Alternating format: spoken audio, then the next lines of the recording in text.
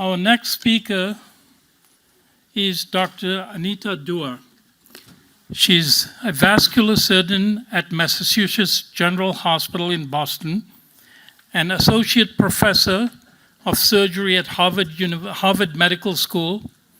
She's director of the vascular lab, co-director of the PAD program, PAD and limb evaluation and amputation program, director of the Wound Care Center, director of the Lymphedema Center, and director of clinical research for the Division of Vascular Surgery.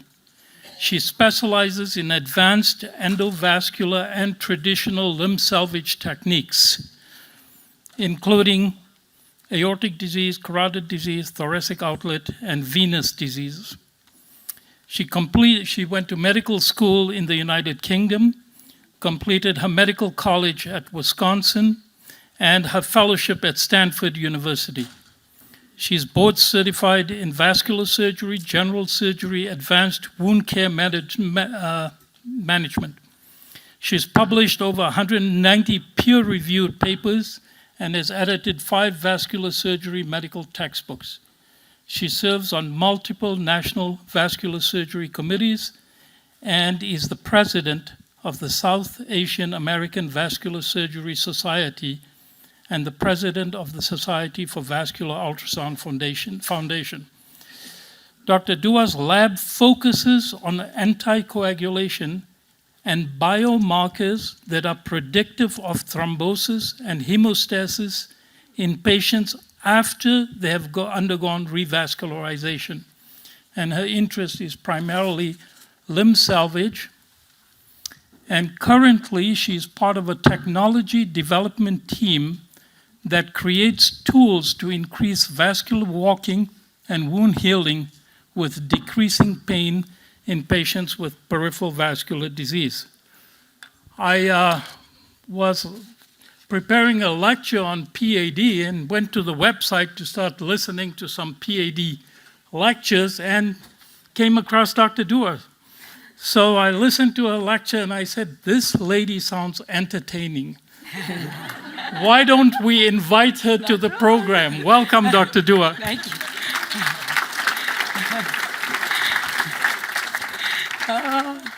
Thank you. He is not wrong. So, there's no GI doctor here. I'm going to show you some dirty pictures. If anyone wants to vomit, there are bathrooms on the sides here, okay? So, we've been doing a lot of medicine today, and I sat through all of it. And now we're going to do some surgery. Because the beauty of PAD, right, and salvaging legs and taking care of these patients is that essentially in this patient population, all of us have to work together in order to actually save legs. I cannot do anything for the patient once they hit my operating room if you have not identified the patient correctly, sent me somebody that actually needs what skills I have, optimized them medically, got a podiatrist to help them with offloading, and if all these things aren't in place, exactly like in cancer, we can't save the patient, right? If you have a lump in your breast and you come to see me, there's not much I can do if someone hasn't biopsied it, figured out what it actually is. I could be doing a mastectomy on you when you might just have a little lump from a bee sting, right? Somebody has to do things properly so that we can ensure that the patients get the optimal care. And so what I'm going to talk to you about today is kind of the end stage of what I can offer patients, what I do, and how you fit into that paradigm with me so that we can save these patients' lives. So starting out, right now, there's a scourge that's going across the globe, and that Godzilla is diabetes. By 2045, essentially, they're going to be legs stacked next to the highway if we don't figure out how we can salvage these patients' legs, because diabetes exploded in every single country, whether it's a tiny third world country or it's the United States. Diabetes is expected to go up by 10 to 20% just in the next 10 years, and by the next 50 years, it's meant to explode, even with the new drugs that are out there. And a lot of times people will say, but yeah, what about Ozempic and these sorts of things? Yeah, that'll help the patients that are going to have issues now. But what about the ones that are already on that journey? We still have to take care of them because it's millions of people. So peripheral artery disease is just a fancy way of saying that you have plaque in your legs. Everybody knows what a heart attack is. Everybody knows what a stroke is. Nobody seems to know what peripheral artery disease is. And when I say that, I actually have data. The Society for Vascular Surgery went and did a survey of not only patients, but also primary care doctors to say, what do you think PAD is? What types of patients should be sent to us? And you'd be shocked at the results, which I'll show you in a little bit. The reason it's really important is because we have, in absolute numbers, millions of people that are afflicted by this disease. But a lot like cancer again, and you're going to hear a lot of parallels with cancer because everybody can understand that, but people don't always get the PAD side of things. But a lot like cancer, if you come to me and say, I have cancer, the first question out of my mouth will be, what type of cancer? If you have like skin cancer, or you have a thyroid cancer, fabulous. It's going to be great. If you have pancreatic cancer, you have a different problem. Similarly, in PAD, if you have intermittent claudication, good for you. You're going to walk, I'm going to say stop smoking, and you're going to be out the door. If you have critical limb ischemia, you're going to be amputated and dead within 2 years if I don't do something.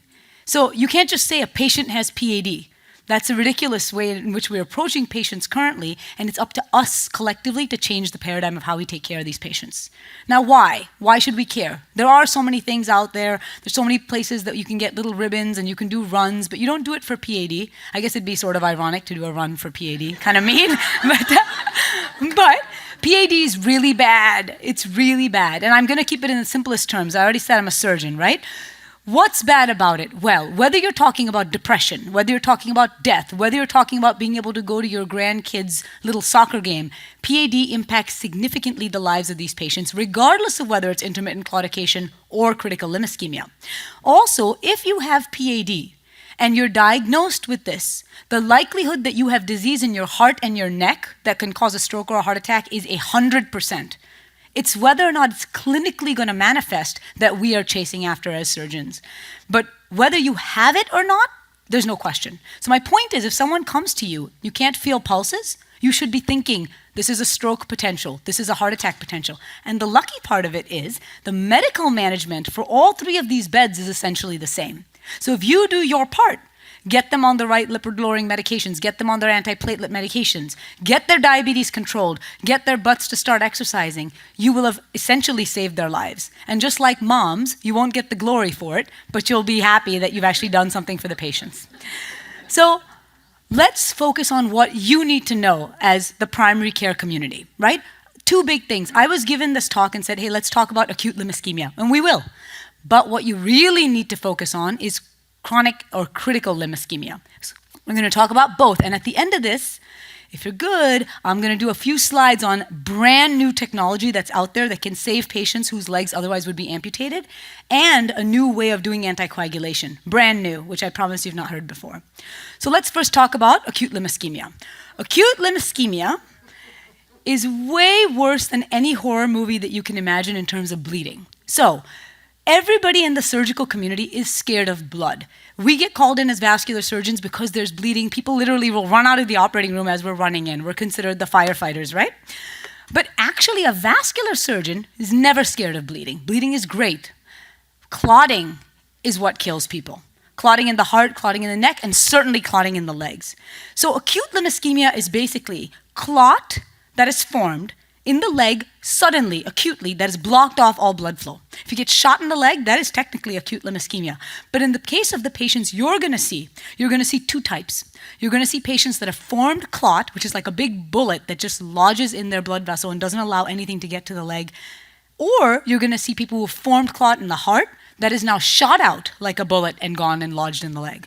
Now, who cares? You get the same clinical manifestation. It matters for me. When you call me and say, this patient may have acute limb ischemia, except this patient, because we need you to be there when they hit the ER.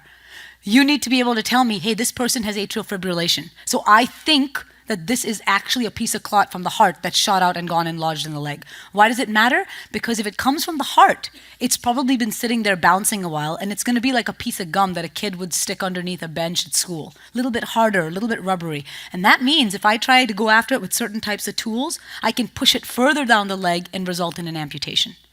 If it's formed directly at the spot, typically it's a little bit softer, and I can use some endovascular techniques to go and get it out easily.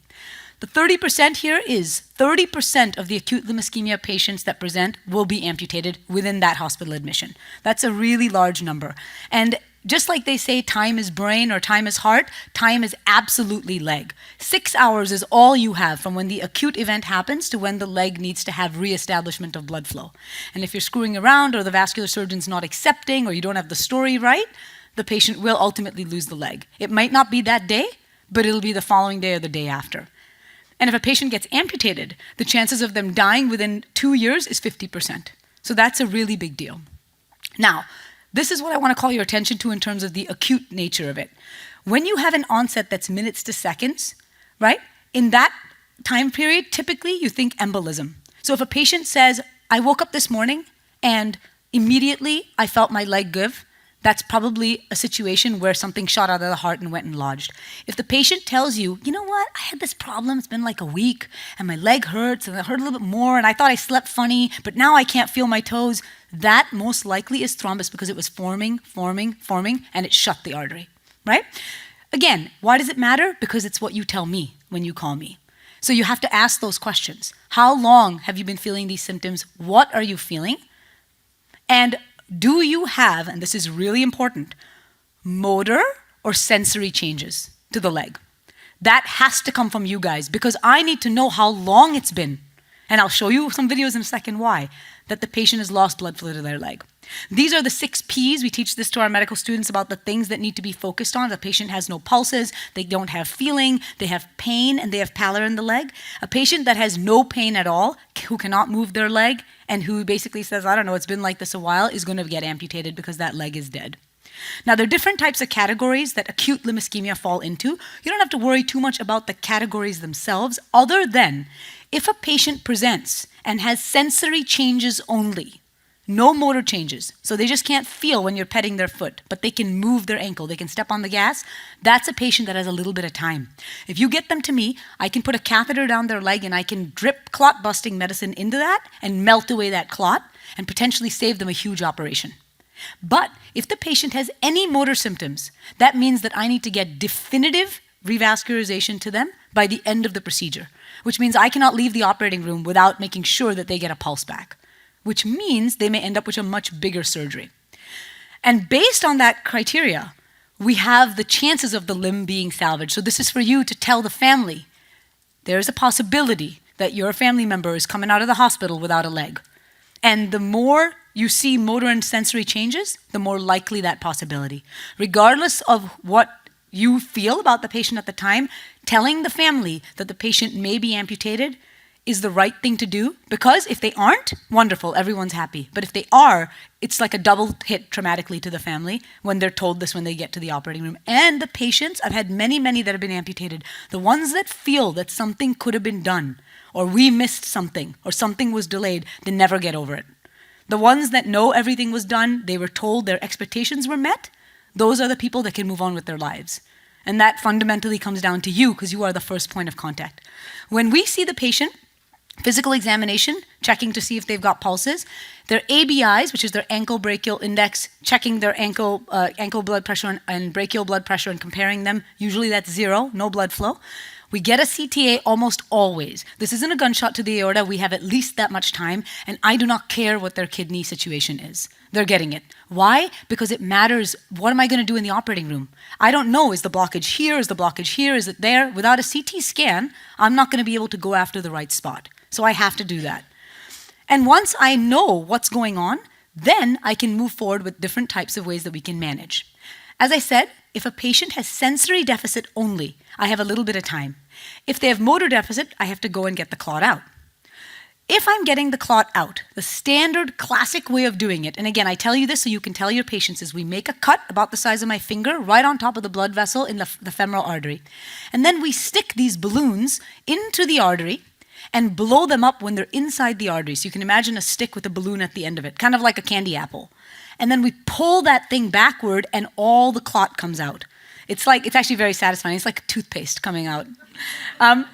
Now, if the patient does not have motor changes, we have a couple of options. This is a Craig McNamara catheter. I just show you what it looks like. You see how it sprays?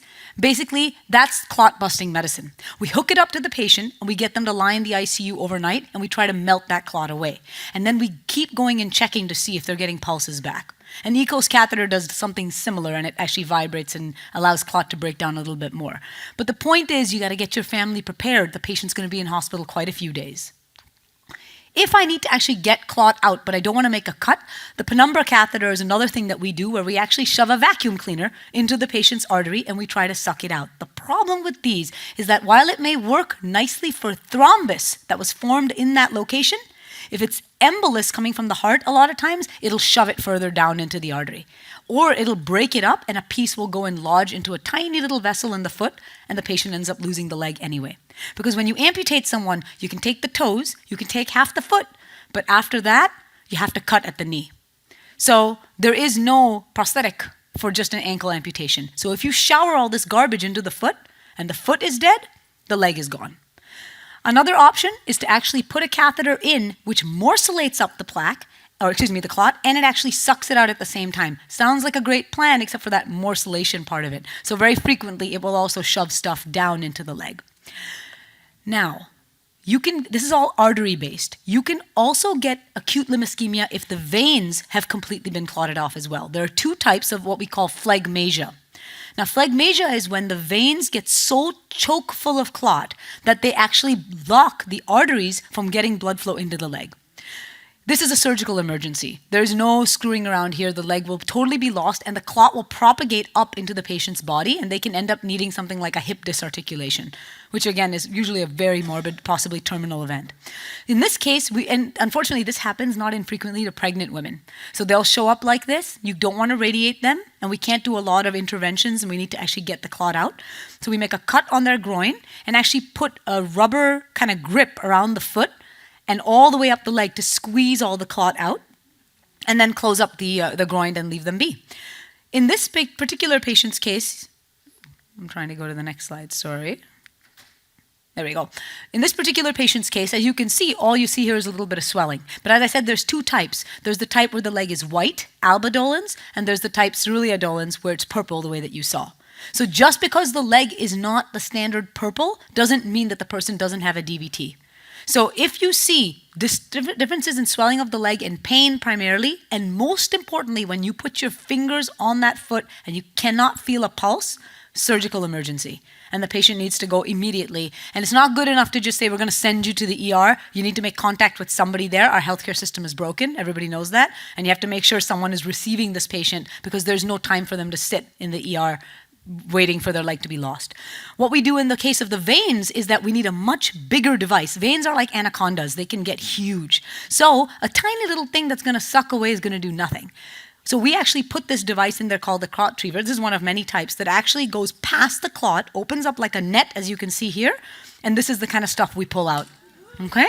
So if you look at this clot, if you can, there are two types of clot that you see here. There's white and there's kind of the dark red. The dark red stuff just newly formed. The white stuff has been there a while. And it's that white gummy stuff that says that this person maybe has some pressure in that point or something else going on. So this could happen again. So you need to, after you get them out of this acute situation, figure out why they clotted so that it doesn't happen again to that person. Now, one of the most, we're terrified of being sued all the time, but one of the things that really we get sued a lot for, never happened to me yet, is if you neglect to do a fasciotomy. Remember I told you I need to know the time, when did the patient start with their symptoms? Because fasciotomies basically are, imagine if you were riding a horse and you fall off and you bash your head on the ground. When you come flight for life to the ER, one of the things that your neurosurgeon may do is drill a hole into your skull. The reason for that is because your brain is going to start to swell and it has nowhere to go. And if you don't release the pressure in the skull, the brain will start to get pushed downward and the patient will die. The same thing happens in the leg, except it's not your brain. So each one of the muscles in your leg is bound by a trash liner, basically. Think of like what we put in our trash bins, how they stretch a little bit, but not quite.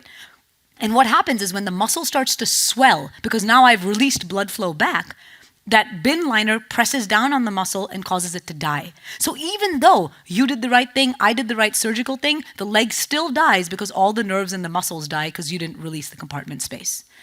So this is extremely important, and again, must happen within 6 hours. The sound is on, right? Okay, so just listen to, this is a patient of mine from Stanford who got shot in the leg. Fake news, the sound is not on. Okay. I press down? Okay, so pressing down is good. And then what happens if I move up here? Ah! Does that hurt you? Yeah. So if I press like this, that's okay? Yeah. Okay, but this movement right here. Ah! Wow, okay.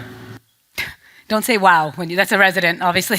Okay, but anyway, so major issue. Doesn't look so bad, just a tiny little bullet.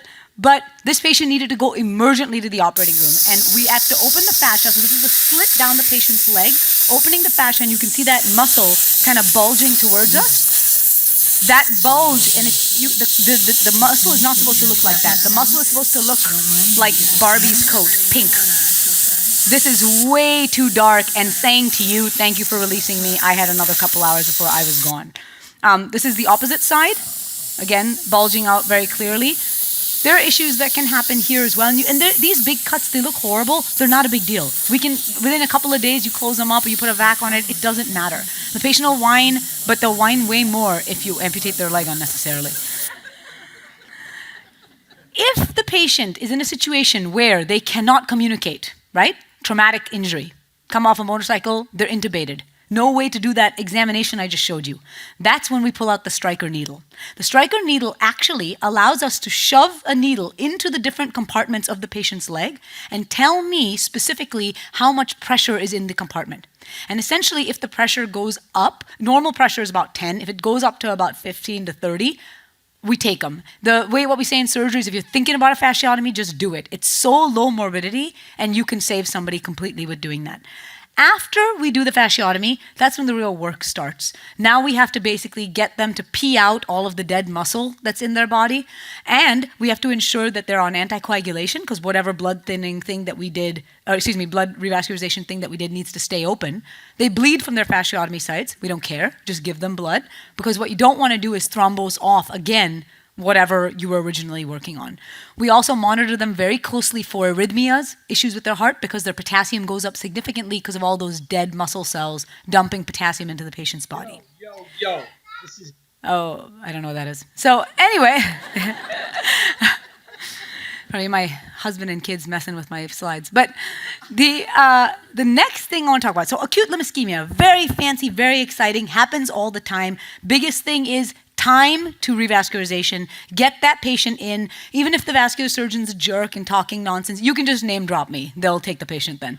But if you have a situation where a patient is like that, just get them to an ER quickly and make sure that it's a place that can provide them all the different things I mentioned, which would include potentially heavy revascularization, including bypass and ICU level care. Okay? But acute limb ischemia, for every one of those, there is like 700 chronic limb ischemia, and that is really exploding in our community today. So what I want to do now is switch gears and talk about this. This is every day in your life, every day. You can't hold a clinic without seeing a bunch of these patients. And then again, like I said, I'm going to tell you some of the novel technologies just to put them in your mind that are out there to save these patients' legs. So acute limb ischemia is exactly what it sounds like. It shows up right away. Chronic or critical limb ischemia is something that happens over time. So it's not fancy. The people ask me sometimes, why do we care so much about heart attacks and strokes but not about PAD if it's the same thing? Why? Why does no one know? I'll tell you exactly why. It's because we're Americans, we love dramatics. If you get a heart attack or you get a stroke, what happens? 911, the ambulance comes, they rush you into the hospital, you get whatever done for you. If your leg hurts, you're just that old person, right? Nobody's calling 911. So the situation is so much slower that people don't realize how serious it actually is. And therefore, over time, we just let it go, and ultimately it gets to a point where it's not reversible. This is a really major problem, affects a significant proportion of our patients, especially over the age of 65. And why it's really important, and what I'll harp on, and I'll show you data for this, is that PAD, specifically with the CLTI aspect of it, kills more people than all cancers combined except lung cancer. All cancers combined. Okay? If you don't believe me, here it is in a different pictorial form. All. Why is that? even though we have such great ways of identifying, the patient doesn't have a pulse, everyone sort of knows that this is what to look for and send to a vascular surgeon, things don't happen fast enough and things are not coordinated enough in this country yet for patients with critical limb ischemia. So, unfortunately, at this point, patients over the age of 50 in the USA, 75% of them have never heard of the words PAD, which means the PCPs are failing them because they're the ones not saying PAD to these patients, right? Do 75% of any American group not know what an MI is? Not a chance.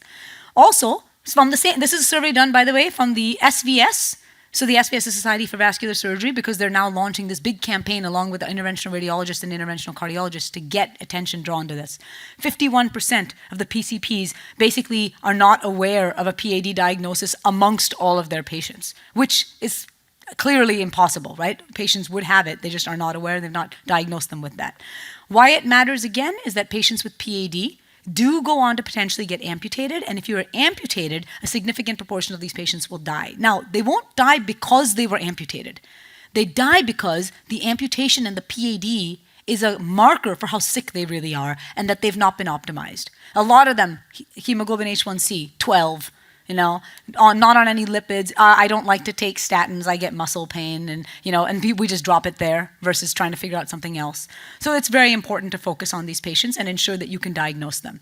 Because the saddest thing about it is that unlike cancers, which sometimes do just happen, these are majority, 90% of amputations in the United States that are non-traumatic are preventable, truly preventable, which is again, absurd. And who prevents them? It's going to be us, right? So having a coordinated effort that includes, regardless of when the patient enters your life, whether it's the day you diagnose that they had diabetes, you will then have to say, you need to do this for your feet check, you need to do this, so you don't get a situation where a wound doesn't heal. Or if they come to the ER homeless with a big wound on their foot and I have to deal with it, me optimizing them, doing this procedure, and then getting them to you so that you can take over from there is really key. So now we're going to talk a little bit about some cases because that makes it much easier to understand what's going on. PAD, like I said, is a spectrum. In this case, you have a 68-year-old female that basically has pain when she walks. Intermittent claudication literally means in Latin, pain when I walk. These patients walk, they say then I get pain and I get cramps, I sit down, it goes away, and I start walking again. These patients do not need a procedure, okay? They do not. What they need is lifestyle modification. And there's level 1A evidence that says that if they walk, and the way that they do it, this is how you tell them. You say you need to walk for 30 minutes a day, but it has to be on a treadmill or a track because it can't be that you go outside and you pet the dog and then you stop at a stoplight because it has to be continuous walking. And they'll balk at you. They say, I can't walk 30 minutes. You say, I know. You walk as far as you can. Maybe that's a minute. And then when you get to the point where you cannot walk anymore, you do another 30 seconds because you need to have tears in your eyes. That's what I tell them. It's the same way that when you work out, you can do 100 pull-ups or push-ups, but it's that last 2 that build the muscle. So similarly with this, it's that last 30 seconds of walking that builds the collaterals. The way I tell my patients is I say, think of a city that has a bunch of crappy roads. How are you going to get those roads fixed? The only way you get them fixed is if you are the residents on that road that are making the loudest amount of noise. Then the city will invest in you because they don't want to hear it anymore. The body works the same way. If you hurt it repeatedly in one location, it will start to invest resources in laying down collateral flow to not feel that pain. And they get it when you say that. Now that was intermittent claudication. This is critical limb ischemia. Critical limb ischemia just means that the patient has wounds that are not healing or pain at rest. So the foot hurts all the time. A lot of times they will show up like this. Sometimes this is venous disease, but for your purposes, always it's critical limb ischemia until ABIs are done and confirmed that it's okay. And the reason that this is extremely important is because for your sake, when you get a patient that comes in, they are not going to tell you, I have a wound on my foot. They just ignore it a lot of times. You have to take those shoes and socks off every visit, every visit. Feet up, look at it. I know it's gross. You pick this job. Okay? So you just have to do it because that is on you. Who's at risk for CLI? It's basically any patient that you see in this day and age above the age of 50. That's the way to think about it. And certainly if they have diabetes or they're a smoker or they have high blood pressure, which again is like literally everybody. So let's talk about a case now. Now, I know that this is specifically about what I need to tell you, but I want to show you what happens when they go off into that black box, into the hospital. What's happening to these people once you pull the alarm. So this is a patient over here, first toe amputated, okay? Probably because there was some pus or because the patient basically had a wound that was non-healing. If you look at the red dotted lines, those are lines of blood vessels that are supposed to be there. And they're not because the patient has lost flow, specifically to what we call the angiosome, that area that's meant to heal that wound. So we take them to the operating room and actually go in with wires and catheters and open up these blood vessels that now will get flow all the way out to the toe to get it healed up. Now, 200 days is the magic number from the day I establish blood flow to the day that the wound heals. In that time, the patient's blood sugar has to be perfect. All meds have to be correct. Anticoagulation, antiplatelet needs to be perfect. That's not coming from me because I don't see these patients all the time. It's going to be from you. So once these patients have a revascularization procedure, it's important to know what they had done and what their blood thinners are meant to be. You're also going to have a little bit of confliction going on. Your cardiologist of the patient will say, hey, they don't need to be on these 3 medications, they need to be on 2. But the vascular surgeon might have started 3 medications for a certain period of time because of a bypass or whatever. So be careful about just turning stuff off because, quote, the patient bleeds. Bleeding is way, way like conflated in our mind as compared to clotting. If you come in to see me and I do a procedure on you and I give you blood thinner, and tomorrow you come in with a brain bleed and die, yes, I know I gave you blood thinner, this happened to you. But if you come to me and I don't give you the right blood thinner, and 6 months from now you clot, and then 6 months from there you get amputated, and 6 months from there you die, I will not connect that I didn't do enough with the blood thinner and now you're dead. And I want to tell you that there are hundreds more patients that die of clotting than of bleeding because we undertreat when it comes to blood thinners. So early detection, very key. That's going to be a pulse examination from you and ABIs, and then following of these patients. I'm actually working with government right now to get something called the ARC Act passed, which is going to get us reimbursed for doing ABIs in the clinic and screening in the clinic so that we can actually pay for what we're asking you to do. This slide is very wordy, and the only reason I put it up here is because it's a nice snapshot of the way in which these patients have to be worked up from history all the way down to examination and screening, specifically with the ABI scores. So with ABIs, if you have an ABI less than 0.9, that patient has PAD.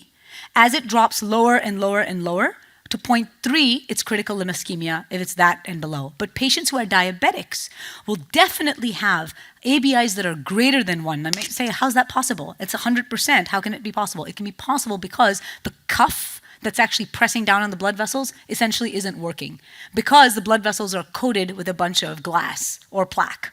And so when you're pushing down trying to get that blood pressure, it's just not happening. Imagine if I put a blood pressure cuff on this piece of glass over here. It wouldn't work, right? Because you can't actually compress it. In patients that are diabetics, and this is important because it's going to explain what I'm going to show you next, you have this glass or plaque that's put down in the inside of the blood vessel that doesn't allow it to actually function. So you can approach PAD, depending on what stage you are at, in a variety of different ways, medically, surgically, or endovascularly, and sometimes in a hybrid fashion. When you're dealing with it endovascularly, all that means is we're going inside the vessel into the blocked artery, and we're either rotor-rooting it, or we're putting a stent there, or we're just building a new pathway. Think of a car accident on the freeway. The cops are basically going to clear the car accident, and you're going to go right down the same freeway that was built initially. That is endovascular therapy. Now, endovascular therapy is exploding on the scene, which means that you're going to see more and more and more patients that are going to come to you with no cuts. But you do need to know, as the primary care doctor, what was done to that patient, what artery was manipulated, and why. Ask for the operative note and take a look at it. I know it is not the norm, but it really makes a huge difference because if you know what happened to that patient, then you will know what could happen in the future and what to look out for if the patient ever clots off what was actually done for them. Now think again of that same car accident on the freeway and imagine this time that the cops are detouring cars around the car accident. That is a surgical bypass. In that case, you have a good piece of artery up here and a good piece of artery down here and garbage in the middle. So we actually connect either a piece of vein or a graft, Dr. Plastic, to actually get blood flow all the way down. But, and here's the brand new stuff, nowadays, we have a real problem. In both of the scenarios I told you about the car accident, you needed to have good highway back here and good highway over here to be able to go beyond wherever the car accident was. What's happening nowadays with diabetes is these patients are starting to show up with what we call carpet bombing of the whole highway, or microvascular dissemination. What that means is the foot vessels, teeny little foot vessels, are completely obliterated because of diabetes. They just don't exist. You can't bypass something that isn't there. So what's happening to these guys? One toe's getting cut off, then the foot, then the leg, all within a year. So what do we offer these patients? Because these patients are exploding in the number of patients that exist on the scene today.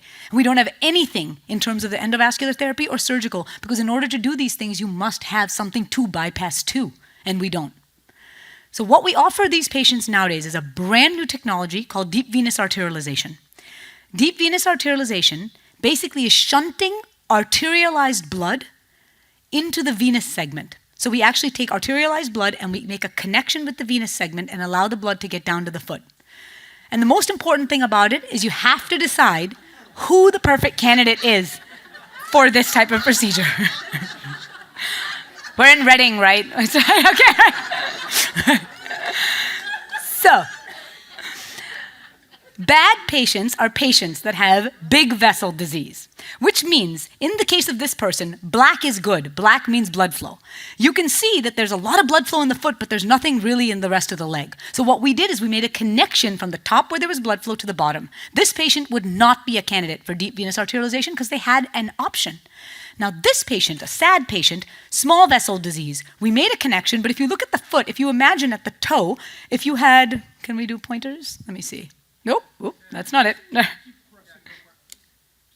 Oh, that's fancy. All right, see down here? So if you notice this area, there's really no black there at all. Now that might not mean anything to you, but essentially if I look at that, I'm saying this patient's leg is coming off. There's no flow. So what do we do? Well, think of the highway system I'm talking about again. Imagine if you have a situation, you have 94 East and 94 West. Cars are going 94 East to a destination, and then they come back from 94 West. If there is a blockade on 94 East and no cars are going down, then no cars need to come back. So both highway systems would be empty. Do you see what I'm saying? Now imagine if I made a connection between 94 East here into 94 West and just let cars use this other pathway. A road is a road. What makes it East and West is the way I direct traffic.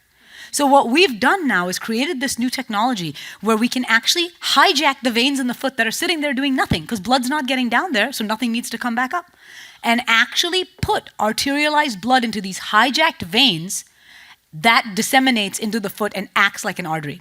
So you have a patient like this that ultimately is going to have the leg amputated based on that TCPO2, which is very low. They have nothing in the foot. See where the toe is? Do you see anything black there? No. So what do you do for somebody like this? This deep venous arterialization. And what you're hearing, if you listen, that's pulsatile flow in the vein. So in 3 months, you will get growth of blood vessels. So if you look over here, this is kind of the money shot. This was the original thing with no flow to the foot. Acute result right after the procedure, still no flow because this plantar loop light here is the one that's now getting arterialized blood, but it's the vein. So vein has arterialized blood. But look what happens at 45 days. Look at all these baby blood vessels that are starting to grow. And eventually, this guy has toes over here at 45 days, but at 90 days, I amputate just the toes, and I'm able to heal the amputation because of all the new blood vessels that have actually formed. And by doing that, save the foot. The toes are unnecessary. Somebody said about the heart, this is the appendix of the heart. Well, the toes are absolutely the appendix of the foot. You do not need them for anything. I don't care if they're podiatrists here, I'm right. So in terms of, this is another example of one of my patients, actually. You can see there's bone sticking out on this patient here, right? This is somebody that would get amputated any day of the week. And this guy's only 56. This person, if he was amputated, job over, life over. We did a DVA on him, and as you can see, the toe pressure went to 64 from 0. And he healed this wound. He's doing great. This is one of my, he's actually a very famous patient that tried all kinds of fancy stuff, didn't work. He came in with pus filled in the toe, severe pain, and we're all terrified about sepsis. But the key is here, our wound care colleagues and our, again, primary care colleagues watching this patient very closely. We did a DVA on him. At 3 months, we amputated his foot. So we guillotine amputate and take the toes. And you get a lot of nice bleeding, as you can see. We then put human amniotic tissue over the top of that foot and then heal it up with a skin graft. He's doing great. And the first thing he went in honor of me to do once he got his leg back is go see Barbie. So he went and saw it. It's kind of mean. But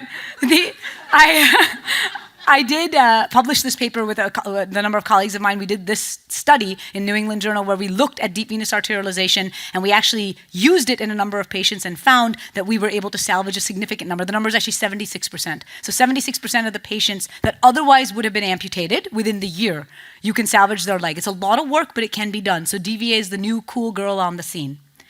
And I will just end with this. Do I have a couple minutes to end? Yes, okay, just checking. See, if you call them out in front of everybody, they have to say yes. Right? But last very important point that's now going to bring us back together, converge back together, okay? We do all this fancy stuff where we're trying to get patients to save their legs. Thousands of dollars go into doing a DVA or some of these procedures that I'm talking about, okay? After we do all this to the patients, very futuristic, we send them to the PACU postoperatively, and we go right back to medieval times in terms of how now you're going to keep this procedure continuing to flow. Like I told you, 200 days to make sure that blood is flowing continuously to heal the wound. And what do? All we do in this day and age, and it's off of the cardiology literature, there have been thousands and thousands of patients that have gone into huge trials to look at what the right blood thinners are for these patients post-procedure, okay? And we are nowhere better than we were like 40 years ago.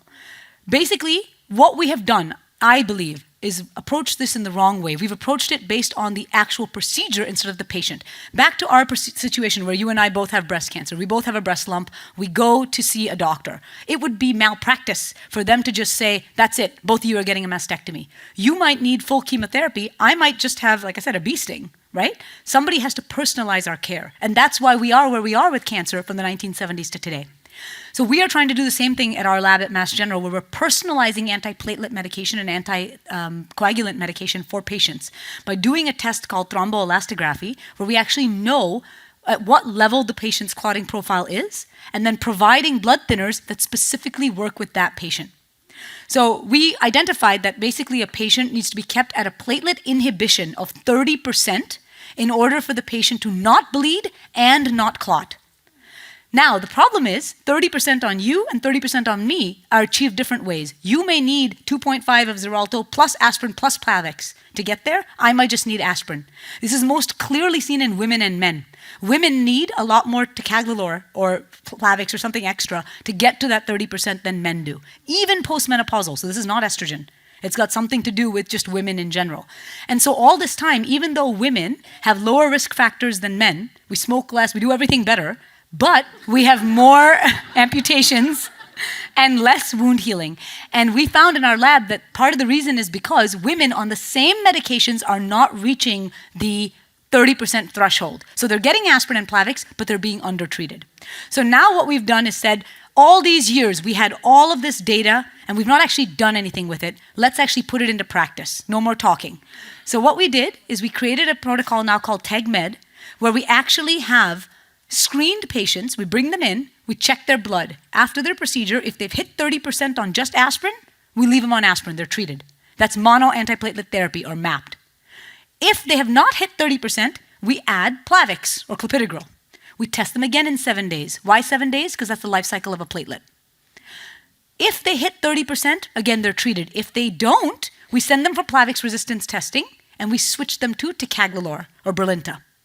And the reason for that is our cardiology colleagues have found that it works great, it does a good job, and we found that it really pushes patients up, men or women, to the greater than 30%. And that is because 1 in 4 patients is completely resistant to clopidogrel. So even though it's our standard of care, 1 in 4 people is completely, and a lot of people are partially resistant. We've published on a lot of this. We've already done a pilot study. We're going to 107 patients. We've done 34 so far, 11 females and 23 males. And what we found is we can get everybody to that 30% point with different medication combinations. Not had a single bleeding event, which is really important. And most importantly and key is our historical rate of thrombosis or clotting within 6 months is about 20%. And that's the national average. With about most patients, 20% of them, 1 in 5, will be back within 6 months for a procedure again, once you've done something to their leg. But by using this algorithm, we've dropped that number to 3% and eliminated the difference between men and women, most importantly. Because again, you're personalizing it, right? Based on the medications.